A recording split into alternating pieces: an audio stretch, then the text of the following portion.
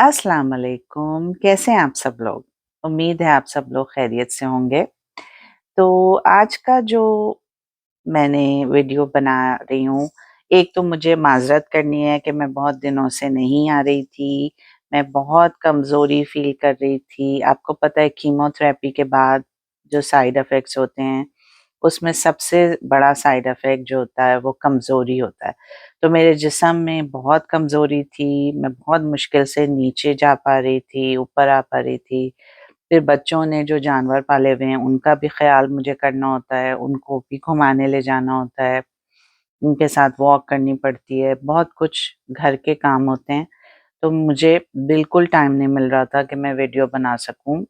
जब मैं थक के चूर हो जाती हूँ तो फिर मैं अपने बेड पे आ जाती थी और अल्लाह का ज़िक्र करने लगती थी या कोई अच्छा-सा बयान सुन लेती हूँ। ये मेरा शुग़ल होता है। तो आज थोड़ा मुझे बेहतर फ़ील हुआ तो मैंने कहा चलो मैं वीडियो बना लेती हूँ, इससे पहले कि मैं और कमज़ोरी फ़ील करूँ। आप लोग सब मुझे दुआओं में याद रखा करें, मुझे कैंसर है, इसकी ट्रीटमेंट चल रही है और आप लोगों की दुआओं से अल्लाह करे मैं ठीक हो जाऊँ इंशाल्लाह।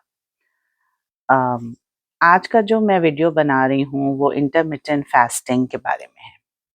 इंटरमिटेंट फास्टिंग वैसे तो आप लोगों ने सुना होगा, ये बहुत फेमस होती जा रही है। पूरी दुनिया में इसकी बातें हो रही हैं। बहुत सारे डॉक्टर बर्ग ने बहुत अच्छा इसके बारे में वीडियो बनाया है, वो भी मैं अटैच करूँगी इंशाल्लाह इस वीडियो के बाद, ताकि जो हमारे इंग्लिश स्पीकिंग नाज़रीन हैं, वो उसको सुन सकें। तो ये है क्या? और ये हमारे जिस्म को किस तरह से यानी सही अंदाज़ में इफ़ेक्टिव होती है। तो इसका एक तो देखो फास्टिंग रोज़ा जो हम रखते हैं, वो तो सबसे बेस्ट होता है, ठीक है? रोज़े के फास्टिंग के जो फ़ायदे हैं, वो बहुत सारे साइंटिस्ट ने यूट्यूब पे भी दिए हैं और आप गूगल भी कर सकते हैं कि ये हमारे सेल्स को साफ करते हैं, हमारे खून को साफ करते हैं। इसमें से जो भी टॉक्सिक मटीरियल है, जो भी टॉक्सिन्स हैं, वो निकल जाते हैं। जब रोज़ा हम 14, 16 जितने भी घंटे का रोज़ा होता है, उसमें है ना पानी पीते हैं, ना हम कुछ खाते हैं, तो हमारे जिस्म की जो चर्बी है, वो भी घुलती है। लिवर के टॉक्सिन्स रिलीज़ होते हैं क्योंकि लिवर का काम है स्टोरेज। तो जब ज़्यादा उसको खाना मिलता है, तो वो स्टोर करता है, जिसकी वजह से लिवर फैटी हो जाता है। और फैटी लिवर के बहुत नुकसानात हैं, आप गूगल भी कर सकते हैं और आपको वैसे भी आप वीडियोज़ में देख सकते हैं कि फैटी लिवर कितना ख़तरनाक होता है कि उसमें आगे जाके सिरोसिस होने का खतरा होता है और सिरोसिस बहुत बड़ी जिगर की बीमारी है, जो कि इंसान को लिवर फेलियर तक ले जा सकती है।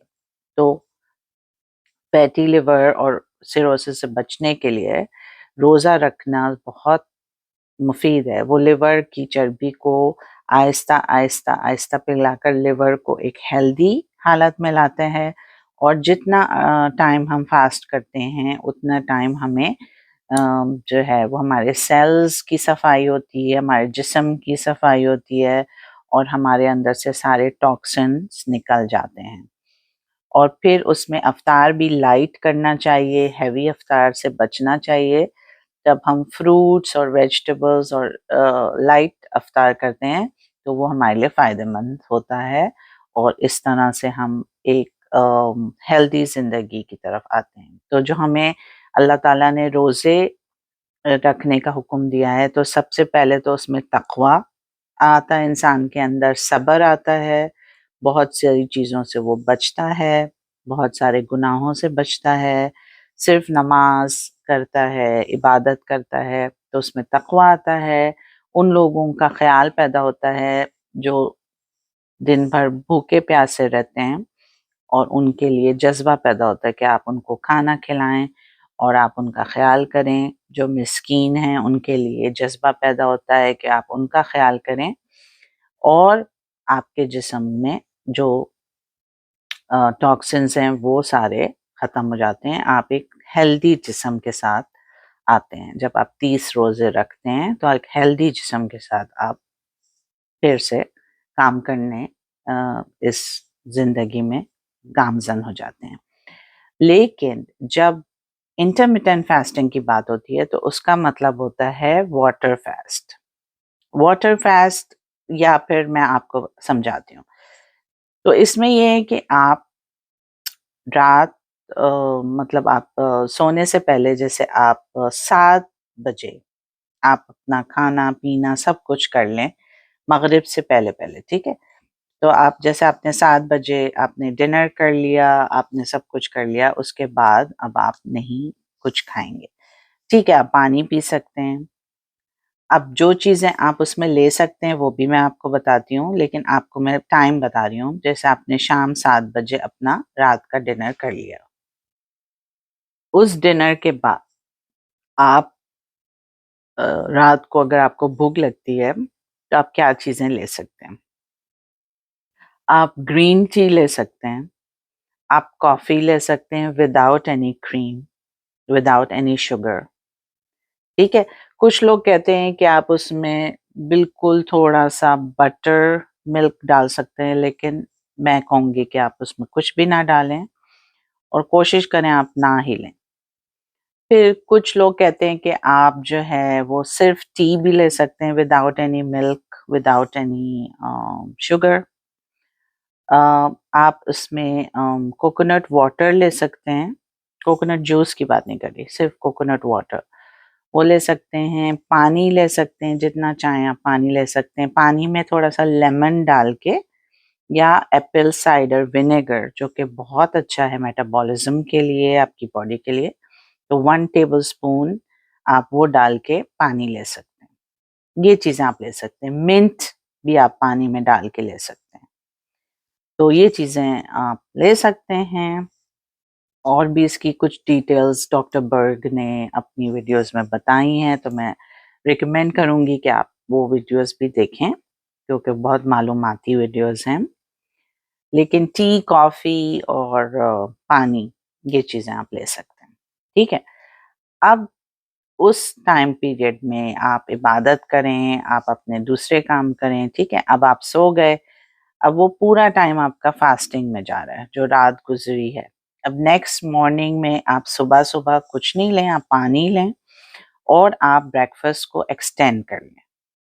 कुछ लोग 9 बजे तक एक्सटेंड करते हैं, कुछ लोग 10 बजे, 11 बजे, कुछ लोग 12 बजे तक एक्सटेंड कर लेते हैं। तो आप जितना अपना मॉर्निंग को एक्सटेंड करेंगे, वो पूरा काउंट करेगा। तो यानी 7 बजे शाम से मॉर्निंग के 11 बजे तक जो टाइम आपने कुछ खाया नहीं है, वो फास्टिंग का टाइम होगा।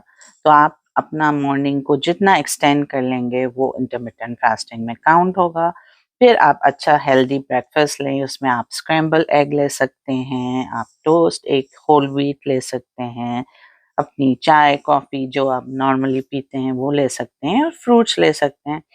और उसके बाद फिर लंच टाइम जो भी आपका है, अगर आप 2 बजे करते हैं या जो भी आप करते हैं, तो फिर आप अपना नॉर्मल लंच ले सकते हैं। लेकिन इसमें भी आपको हेल्दी लंच और हेल्दी, कहते हैं कि कीटो डाइट लें तो ज़्यादा बेहतर है, जिसमें आप कार्बोहाइड्रेट से परहेज़ करें। तो इस तरह से आप 2 बजे अपना लंच और फिर 5 बजे या 6 बजे अपना डिनर कर सकते हैं। तो जो टाइम आपका फास्टिंग में गुज़रा, वो इंटरमिटेंट फास्टिंग का टाइम कहलाएगा। उसमें ये क्या आपके वही है कि जिस्म के जो आपके सेल्स हैं वो टॉक्सिन रिलीज़ करेंगे, वो सारी चीज़ें जो आपके लिए अच्छी नहीं हैं वो हट जाएँगी और आपका क्लियर ब्लड और आपका क्लियर फ्लूइड्स आपके आप जो ले रहे हैं उससे आपकी जिस्म की सफाई रहेगी और आपका जो फैटी लिवर है वो दोबारा से नॉर्मल की तरफ आएगा। अब कुछ लोग इसको और ज़्यादा लंबे आवर्स करने के लिए अपना डिनर 5 बजे ही कर लेते हैं और वो नाश्ते और डिनर के दरमियान कुछ नहीं करते, यानी उनका लंच वो स्किप कर देते हैं। अच्छा सा ब्रेकफ़ास्ट करते हैं 11 बजे और उसके बाद 5 बजे वो अपना डिनर करते हैं और उसके बाद फिर वो कुछ खाते नहीं हैं। तो जितना आप लंबा टाइम होगा आपका फास्टिंग का, जो कि जिसमें मैंने आपको बताया पानी ले सकते हैं और टी और कॉफ़ी ले सकते हैं, तो जितना लंबा वो टाइम होगा उतना ज़्यादा आपकी बॉडी जो है वो हेल्थ की तरफ आएगी। तो अब इसमें कुछ लोग 12 घंटे की फास्टिंग करते हैं, कुछ लोग 14 घंटे की करते हैं, कुछ लोग 16 घंटे की करते हैं और कुछ लोग बहुत ही उसको बढ़ा के 18 आवर्स कर देते हैं। तो लेकिन आप जितना भी आवर्स की करें, मैं समझती हूँ कि 14 से 16 घंटे इज़ गुड, और इससे ज़्यादा की फास्टिंग करना भी मुश्किल है और उसके फिर कुछ लोग उसको बर्दाश्त नहीं कर पाते, तो वो फिर रेगुलरिटी के साथ नहीं होती है। तो अगर आप ये इंटरमिटेंट फास्टिंग करें, चाहे आप हफ्ते में 2 दफ़ा करें, चाहे आप हफ्ते में 3 दफ़ा करें, तो ये आपकी बॉडी के लिए बहुत अच्छा है। तो बॉडी के लिए बहुत अच्छा है कि उसको भूख की आदत डले और आप एकदम से खाना ना खा लें, भूख लगने पे खाएँ। जितना टाइम आप बगैर उसके गुज़ारेंगे खाए हुए, वो टाइम आपकी बॉडी हील होगी, आपके सेल्स अच्छे डेवलप होंगे और आपका ब्लड क्लियर होगा, टॉक्सिन रिलीज़ होंगे और आप हेल्थ की तरफ आएँगे। तो दूसरी लफ्ज़ों में मैं ये कह सकती हूँ कि आप जितना कम खाएँगे, उतना आप हेल्दी लाइफ़ गुज़ारेंगे। अब ये चीज़ कहने में तो बहुत मुश्किल, मतलब सोचें तो ये बहुत मुश्किल काम है, लेकिन अगर आप इसकी आदत डाल दें कि जब आपको भूख लगे, उसमें खाएँ, बगैर भूख के ना खाएँ। क्योंकि बगैर भूख के खाना हम सिर्फ़ अपने को तसल्ली दे रहे होते हैं कि हाँ, 2 बजे का टाइम हो गया, चलो लंच टाइम, चलो अब 7 बज गए अब। लेकिन अगर आपको भूख नहीं है, आप भूख के बगैर खा रहे हैं, तो ये गलत है।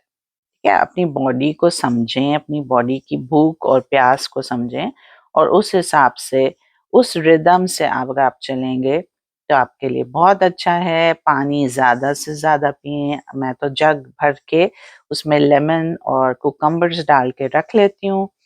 उस जग से आप पानी पिएँ तो वो हेल्दी आपका रहेगा, क्योंकि लेमन जो है वो वैसे भी बहुत अच्छा है आपके जिस्म के लिए, आपकी अ, उसको साफ करता है, आपके फ्लूइड्स को साफ करता है, आपके अंदर टॉक्सिन्स जो होते हैं उनको साफ करता है। तो लेमन बहुत अच्छा है।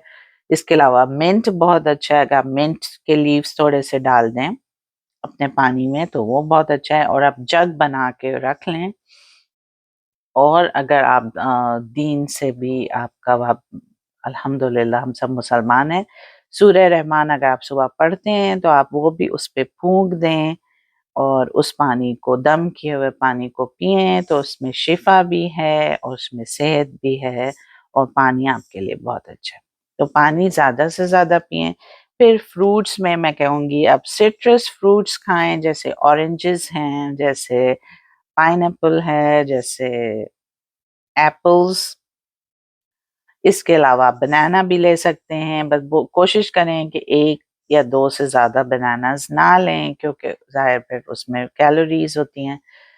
दूसरे फ्रूट्स में आड़ू है, आलू बुखारे हैं, खुबानी है, और जितने भी वाटरमेलन और जितने भी सीज़नल फ्रूट्स आते हैं, अगर कहीं अनार मिल रहे हैं तो अनार बहुत अच्छे हैं। अगर कहीं आपको खरबूजा या फिर गरमा या फिर यहाँ पे डिफरेंट किस्म के होते हैं, हनी ड्यू या डिफरेंट किस्म के मेलन्स जो आते हैं वो आप ले सकते हैं।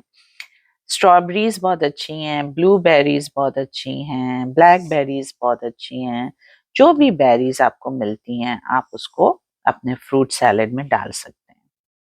इसके अलावा आप सब्जियों में लौकी है, तुरई है, बहुत किस्म की जो आती हैं तुरैयाँ आप वो ले सकते हैं। ग्रीन में ज़ुकीनीज़ हैं और ग्रीन बीन्स हैं, और जो भी सीज़नल आपके पाकिस्तान में आई थिंक करेला बहुत अच्छी सब्ज़ी है। अ, टिंडे होते हैं और बहुत सारी सब्जियाँ, बैंगन होते हैं। गाजर होती है, मटर, ये सब डाल के आप मिक्स सब्जी बना सकते हैं। आप करेले और कीमा बना सकते हैं। तो आप सब्जियों को ज़रूर शामिल करें अपनी डाइट में। और आप सैलेड बोल बना के उसमें थोड़ा-सा चिकन डाल के आप सैलेड बोल ले सकते हैं। थोड़ी-सी श्रेड करके चीज़ भी आप उसमें डाल सकते हैं। अगर कॉटेज चीज़ मिलती है तो आप व्हाइट कॉटेज चीज़ डाल सकते हैं। तो ये सब चीज़ें अगर आप करेंगे, जितना आप हेल्दी डाइट लेंगे उतना आपके लिए अच्छा है। और जितना आप रेड मीट और इन चीज़ों से दूर रहें, फिश को इस्तेमाल करें अपनी डाइट में। अच्छी फिशेस लें, व्हाइट फिश लें, सैमन लें, तलापिया या जो भी फिश आपके यहाँ, रेहू, पॉपलेट, पल्ला मछली, जो भी मछली अवेलेबल है वो लें। और साइड में थोड़ी-सी सैलेड ले लें, तो ये आपका अच्छा-सा डिनर बन जाता है। चिकन में आप थोड़ा-सा चिकन लें और ज़्यादा सब्जियों का इस्तेमाल करें, ठीक है? और रोटी और चावल को कम से कम कर दें अपनी डाइट में, तो ये हेल्दी डाइट के उसमें आएगा। तो इसी तरह आप इंटरमिटेंट फास्टिंग, जैसे मैंने बताया कि आप सूरज के गुरूब होने से पहले-पहले आप अपना खाना डिनर कर लें और उसके बाद सुबह आप 10 बजे 11 बजे तक कुछ ना खाएँ। अगर आपको थोड़ा-सा दिल चाह रहा है तो आप ग्रीन टी पी लें। Green tea is very good for your health, तो ग्रीन टी का इस्तेमाल करें। उसमें थोड़ा लेमन भी डाल दें, तो ये हो जाएगा। शहद का इस्तेमाल करें। आप व्हाइट शुगर के बजाय आप गुड़ या शहद का इस्तेमाल करें। तो जितना आप ऑर्गेनिक चीज़ों की तरफ आएँगे, आपके लिए अच्छा है, ठीक है? पराठे कम कर दें, अंडे अगर खाने हैं स्क्रैम्बल करके खाएँ, एक होल व्हीट टोस्ट ले लें या फिर आप सावरडो ब्रेड होती है उसका ले लें, या जो भी आपके यहाँ ब्राउन ब्रेड अगर मिलती है, जो भी हेल्दी ब्रेड है जिसमें कम से कम अ, कैलोरीज़ हैं वो आप इस्तेमाल करें। शुगर को कम कर दें, जितने भी शुगरी सीरियल्स हैं इनको नहीं करें। आप दलिया लें, आप पोरेज लें। अपनी हेल्थ का हेल्दी फूड आप ग्रोसरी स्टोर में जाके अगर आप पूछेंगे तो वो भी आपको एक सर्वे करा देंगे कि हेल्दी फूड क्या है और आप किस तरह से उसको ले सकते हैं। बटर ज़्यादा बेहतर है, मार्जरीन जो होता है वो उससे बचें। और अगर जो है प्रोसेस्ड फूड हैं तो उनसे बचें। जो ख़ालिस और ताज़ी चीज़ें हैं उनको इस्तेमाल करें। कम से कम गेहूँ और चावल की तरफ जाएँ और ज़्यादा से ज़्यादा ऑर्गेनिक चीज़ें, फ्रेश फ्रूट्स और वेजिटेबल्स की तरफ जाएँ, तो आप इंशाल्लाह सेहतमंद रहेंगे।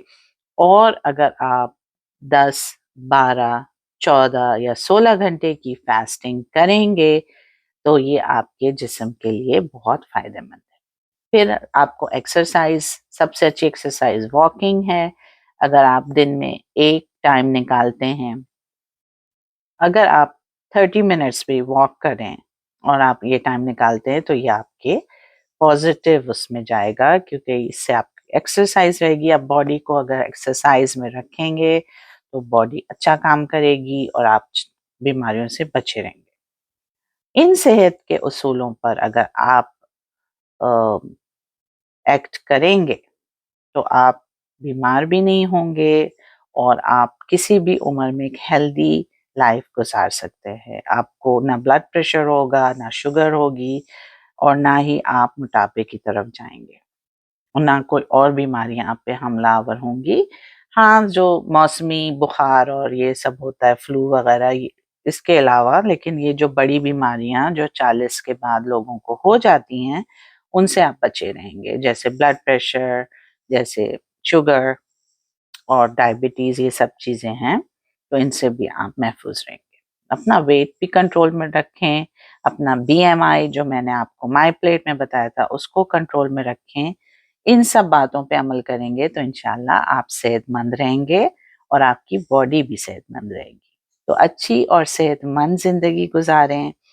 और जो मैंने आपको बताया इंटरमिटेंट फास्टिंग का, आई होप कि मेरा बताने से आपको कुछ नॉलेज में इज़ाफ़ा हुआ होगा। मैं डॉक्टर बर्ग का भी वीडियो इसमें अटैच करूँगी, उसको भी ज़रूर देखिएगा।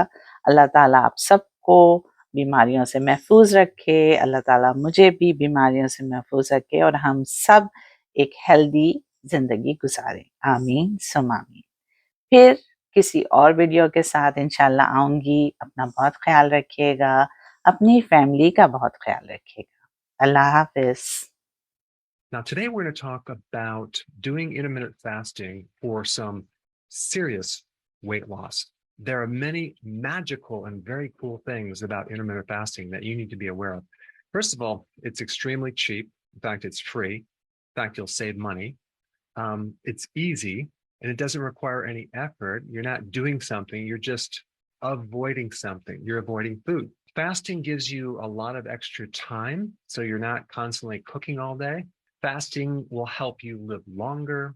It makes you smarter because it improves your cognitive function. It elevates your mood and lowers your risk for many diseases. So there are a lot of benefits. There are a couple drawbacks to fasting. Number one, you're going to lose a lot of weight. So that means you're going to have to spend more money on clothes. So from that aspect, it's going to be more expensive. And because you're not cooking all day, you're going to have a lot of extra time on your hands. So you're going to have to find something to do. And because you're not spending all this extra money on food, you'll have a lot of extra money that you have to figure out what to do. And that's a problem. But intermittent fasting is not a diet. It's a pattern of eating and not eating. It's putting you in the driver's seat of when you tell your body it can eat and when it needs to avoid eating. I mean, if you think about it, the worst question to ask your body is, what is my body in the mood for today? You're going to get an insane answer. In fact, if I ask that question right now, I'd probably get the answer, a donut, maybe some M&Ms, potato chips. So many times you'll get a very unhealthy answer if you ask your body what it's in the mood for. This especially applies to when your blood sugars are a problem, because if your blood sugars are too low or too high, you're going to get an insane answer. So it's kind of like you being in the back seat of a car and having some insane driver drive you around. This is not a good situation because you're no longer in control. And unfortunately, food has been controlling you your entire life. In fact, our whole existence revolves around food. So doing intermittent fasting starts to put you in control over this insanity, which is a very powerful thing for you personally, with your willpower, with your self-discipline, and especially for your health.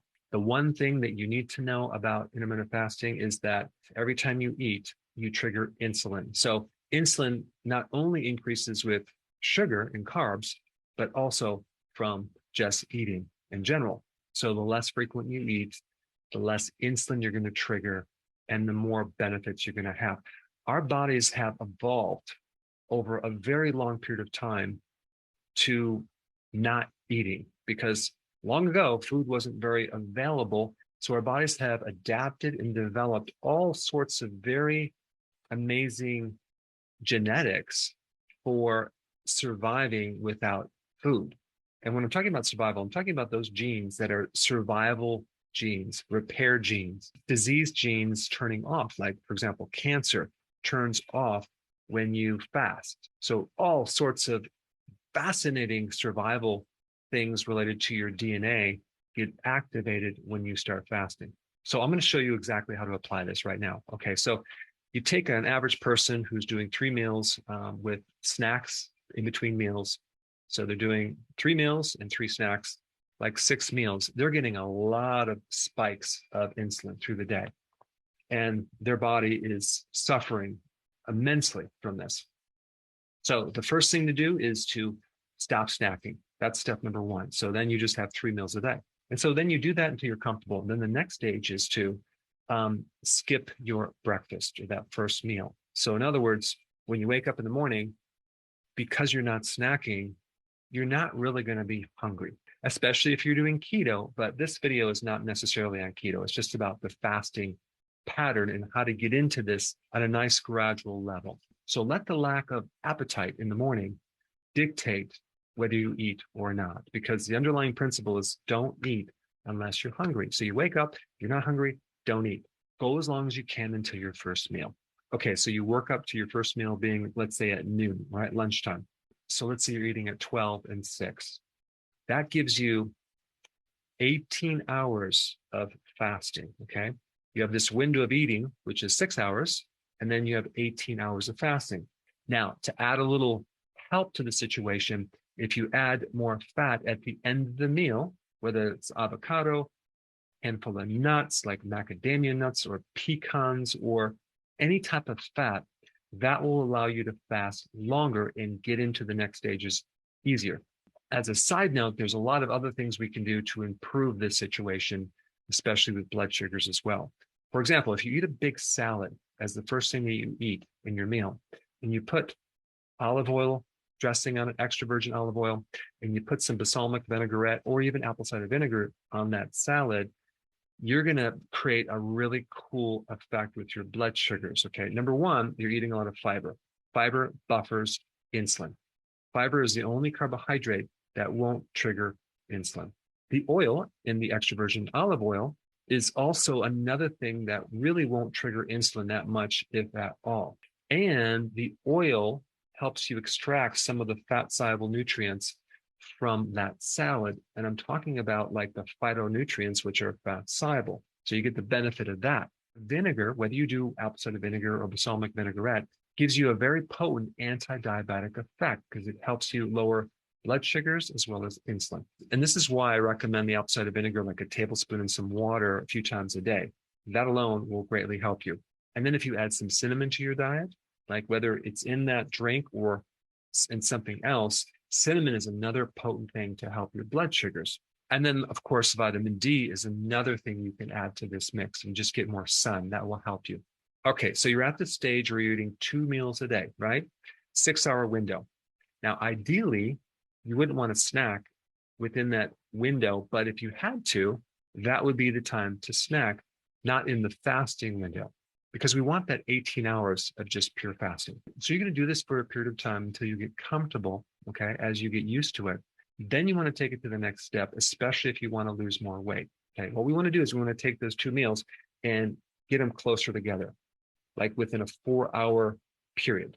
So let's say, for example, you get up in the morning, you fast all the way to noon, you're still not hungry, you keep going, and then you fast until 2 o'clock, you have your first meal, and your second meal at 6.